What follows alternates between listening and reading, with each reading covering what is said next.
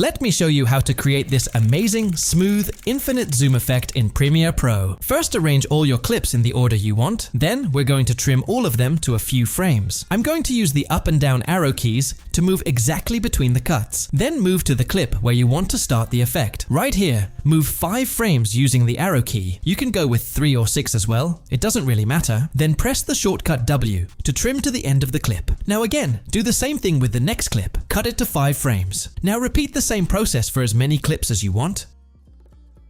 If you want the clip to start exactly on the first frame and want a more interesting shot, you can trim it using Q to cut from the left side, or simply choose where you want it to start from. Then move forward 5 frames and trim to the right. Leave the last clip as it is, since that will be your ending shot. Now we have all these small clips.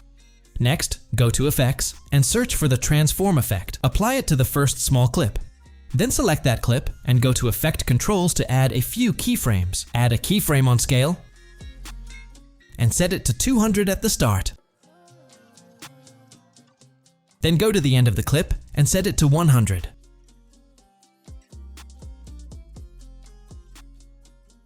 Next, right-click on the first keyframe and choose Ease Out. And on the second keyframe, choose Ease In. This adds a bit of smooth speed ramping. For motion blur, uncheck Use Composition Shutter Angle and set the shutter angle to around 250. Now that we've done it once, just highlight the transform effect and copy it. Then select all the other clips and press Ctrl or Command plus V. It will automatically paste the same effect onto all of them. And just like that, you have your infinite zoom effect. To enhance it further, you can add shutter sound effect under these short clips and you're good to go.